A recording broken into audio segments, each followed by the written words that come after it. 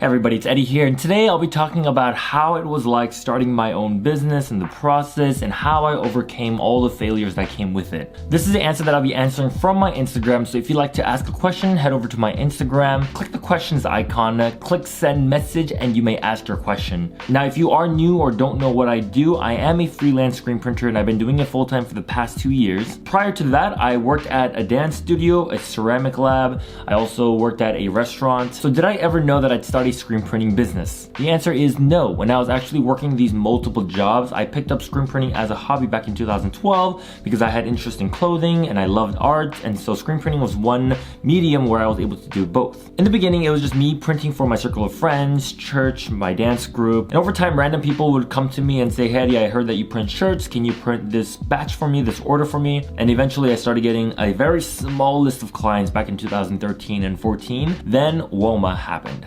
Word of mouth advertisement. It's probably one of the best forms of advertisements out there. It's free, it's better than Instagram, Facebook, and Google ads. Any business owner knows that word of mouth is probably the best. Like a lot of restaurant owners will be like, "Hey, tell your friends about this." Or you yourself probably have recommended a friend, "Hey, you should check this place out." So WOMA, or also known as word of mouth advertisement, is the best form of advertising. So when I had 3 different jobs, I made a certain amount. I ended up quitting one job, I still made the same amount. I ended up quitting another job, and the last job remaining was my restaurant job. Now, personally for me, I actually enjoy the restaurant business. I've done it for 4 years. I've worked at my uncle's restaurant. I've helped my dad start up his restaurant business. I worked at a different restaurant business. And I specifically remember this one night where we were closing up and we were counting all our tips. And for a 6-hour shift, we made $100, all the servers. And for us, that's like a pretty decent night, $100 a night, awesome. On top of that, we probably got $60 with our hours. So it was about $160 for a 6-hour shift, which isn't too bad. But I remember before that shift, I worked on a shirt order that only took me about an hour, and I made $160 for that order. So $160 for 6 hours and $160 for 1 hour. And in my mind, I was like, what am I still doing here at the restaurant? Like, when I could be expanding and getting more clients, when I should be doing shirts over a restaurant. And so outside of the restaurant, any free time I had, I would invest all my time that I had into my business. Time, energy, learning. Like morning till 5 p.m., I would invest my time in learning, educating myself on business, understanding business, and then at 5 o'clock, I would go to my shift, end at 10 or 11 or 12, and then restart over again, wake up early in the morning, study, restaurant, study, restaurant. Like I remember this one specific moment. One of my coworkers, she asked me how my business was doing because she knew I was screen printing on the side. And then one of her friends who also worked there, which was one of my coworkers, replied by saying, "Obviously it's not doing well, because if it was doing well, then he wouldn't be working here." I was like, dang, that didn't hurt, but it was like, I don't know how to describe it in words. It's just like, I got so fired up and I was like, just wait till you see what I do when I leave this Korean barbecue place.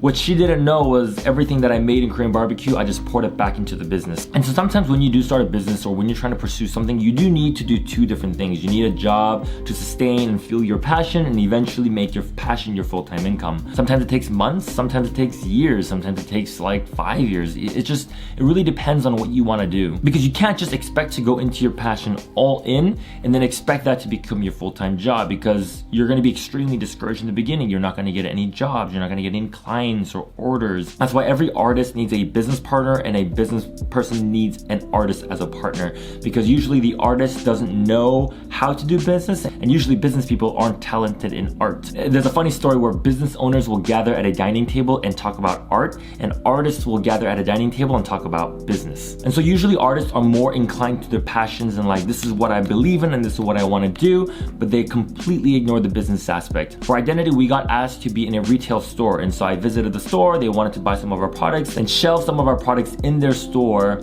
and I talked about like my vision and passion for Identi-t, like, this is what I want to do. And he replied with something that I'll never forget. He said, "Your passion, your inspiration, your fire is great, but without money, none of that matters." And I remember driving back home and I was like, forget that guy. Like, that guy doesn't understand. But the more I've been in business, the more I realize how many businesses fail because they run it just on passion and not on the logistics of business. And so during that season, I just completely dropped Identi-t and just focused on learning more about business so that when I go back into clothing, I have a better understanding of what I was doing. And so for me, there was never really a time where I went all in. It was a transitional period of making wise decisions, counting all the costs. And then there comes a period where like, okay, I'm growing, there's something here, now I can go all in. It's like saying I'm gonna go all in on sports, but it's like, okay, but which sport? And that's the same with business. When you say I'm gonna go all in on business, it's like, what business? And so when you play sports, you gotta try multiple different sports to see what you're good at. And then once you find what you're good at, you go all in on it. And so business is a good thing. You might think you're a great cook, but then you go all in on it, maybe you suck. Maybe you gotta try cooking, baking,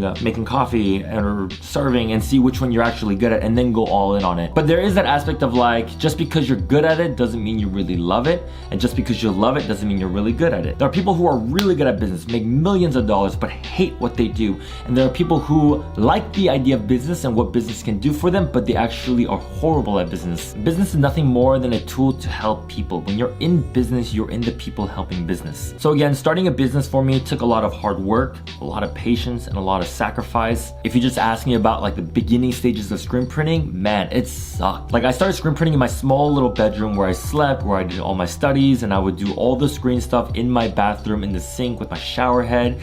It was like miserable. Like when I say miserable, like there would be days where I would sit on the floor and just cry because I couldn't get the timing down. I couldn't print the shirt correctly. It's just like everything about screen printing just sucked at that time. But once you pass all the hard part and you keep pushing through, everything becomes so much easier. So overcoming failures. So ever since I was young, it's very interesting. I always viewed failing as a very good thing. I always got first place in failing. I would always get in trouble by my mom. My mom would always tell me, you can't do this, you can't do that. Like that competitive spirit in me always came out and always would be like, Mom, just wait till you see, wait till I get it, wait till I get better, wait till I prove you wrong. The acronym of FAIL just means first attempt in learning. So once you understand that failing is an opportunity to learn, you start to enjoy the growth process of failing and learning. It's good to learn from people's wins, but it's even greater when you learn from people's failures because it teaches you what not to do. Now on top of that, let me just go a little bit more on success. In life, failures and successes are building blocks to who you become and the next part of your journey.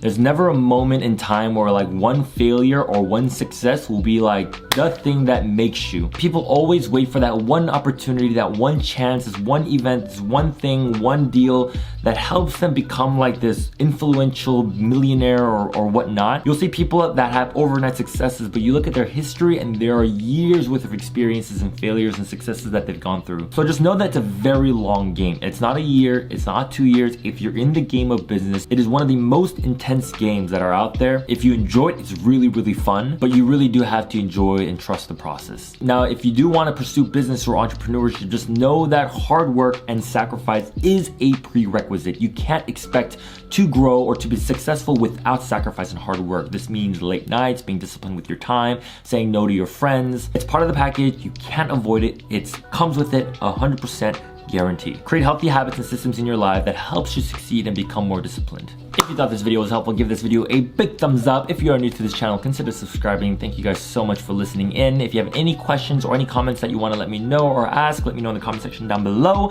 And I'll see you guys in the next video. Over. Good night, good morning, adios.